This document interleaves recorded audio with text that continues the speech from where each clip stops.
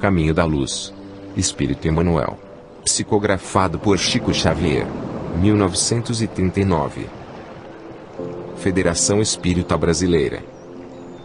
A vida organizada. As construções celulares, sob a orientação misericordiosa e sábia do Cristo, laboravam na Terra numerosas assembleias de operários espirituais.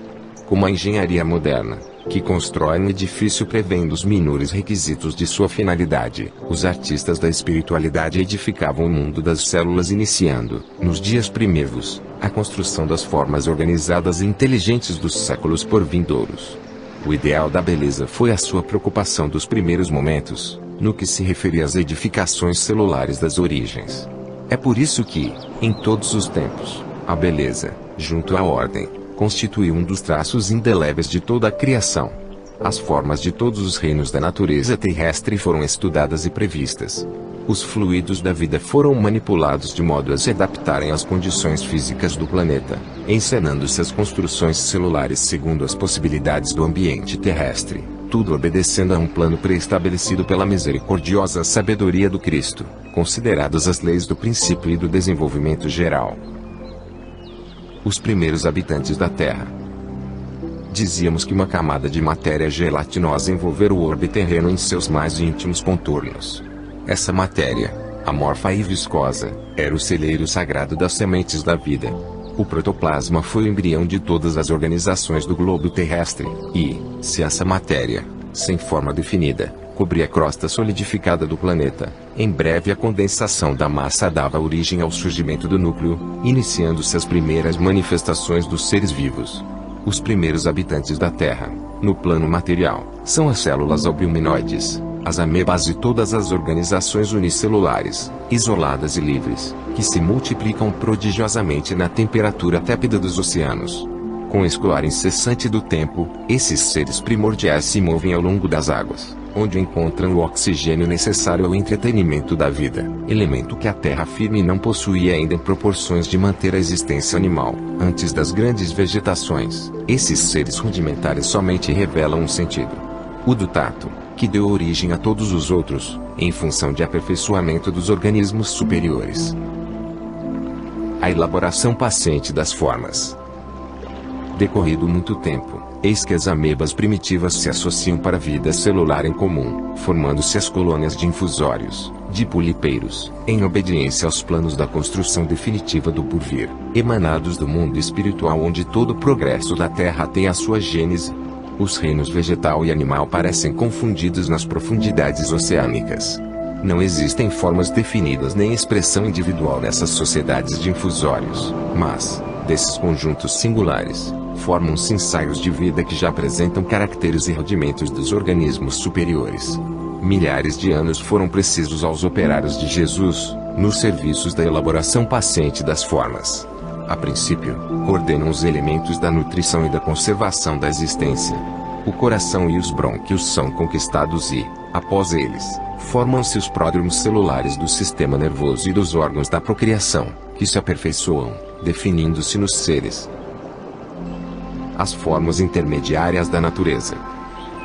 A atmosfera está ainda saturada de umidade e vapores, e a terra sólida está coberta de lodo e pantanos inimagináveis.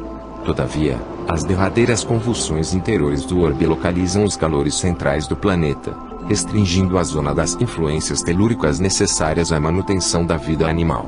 Esses fenômenos geológicos estabelecem os contornos geográficos do globo, delineando os continentes e fixando a posição dos oceanos, surgindo, desse modo, as grandes extensões de terra firme, aptas a receber as sementes prolíficas da vida. Os primeiros crustáceos terrestres são um prolongamento dos crustáceos marinhos. Seguindo-lhes as pegadas, aparecem os patráquios, que trocam as águas pelas regiões lodosas e firmes. Nessa fase evolutiva do planeta, todo o globo se veste de vegetação luxuriante, prodigiosa, de cujas florestas opulentas e desmesuradas as minas carboníferas dos tempos modernos são os petrificados vestígios. Os ensaios assombrosos. Nessa altura, os artistas da criação inauguram novos períodos evolutivos, no plano das formas. A natureza torna-se uma grande oficina de ensaios monstruosos. Após os répteis, surgem os animais horrendos das eras primitivas. Os trabalhadores do Cristo, como os alquimistas que estudam as combinações das substâncias, na retorta de acuradas observações, analisavam, igualmente, a combinação prodigiosa dos complexos celulares, cuja formação eles próprios haviam delineado, executando, com as suas experiências, uma justa aferição de valores, prevendo todas as possibilidades e necessidades do porvir. Todas as arestas foram eliminadas. Aplainaram-se dificuldades e realizaram-se novas conquistas. A máquina celular foi aperfeiçoada, no limite do possível, em face das leis físicas do globo. Os tipos adequados à Terra foram consumados em todos os reinos da natureza, eliminando-se os frutos teratológicos e estranhos, do laboratório de suas perseverantes experiências. A prova da intervenção das forças espirituais, nesse vasto campo de operações, é que, enquanto o escorpião, gêmeo dos crustáceos marinhos, conserva até hoje, de modo geral, a forma primitiva, os animais monstruosos das épocas remotas, que lhe foram posteriores, desapareceram para sempre da fauna terrestre, guardando os museus do mundo as interessantes reminiscências de suas formas atormentadas. Os antepassados do homem. O reino animal experimenta as mais estranhas transições no período terciário, sob as influências do meio em face dos imperativos da lei de seleção. Mas, o nosso raciocínio ansioso procura os legítimos antepassados das criaturas humanas, nessa imensa vastidão do procênio da evolução anímica. Onde está Adão com a sua queda do paraíso? Debalde nossos olhos procuram, aflitos, essas figuras legendárias, com o propósito de localizá-las no espaço e no tempo. Compreendemos, afinal, que Adão e Eva constituem uma lembrança dos espíritos degradados na paisagem obscura da Terra, como Caim e Abel são dois símbolos para a personalidade das criaturas. Examinada, porém, a questão nos seus prismas reais, vamos encontrar os primeiros antepassados do homem sofrendo os processos de aperfeiçoamento da natureza. No período terciário a que nos reportamos, sob a orientação das esferas espirituais notavam-se algumas raças antropóides, no Plioceno inferior.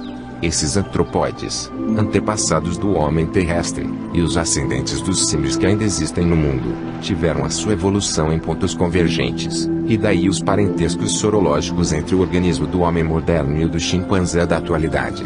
Reportando-nos, todavia, aos eminentes naturalistas dos últimos tempos, que examinaram meticulosamente os transcendentes assuntos do evolucionismo, somos compelidos a esclarecer que não houve propriamente uma descida da árvore, no início da evolução humana.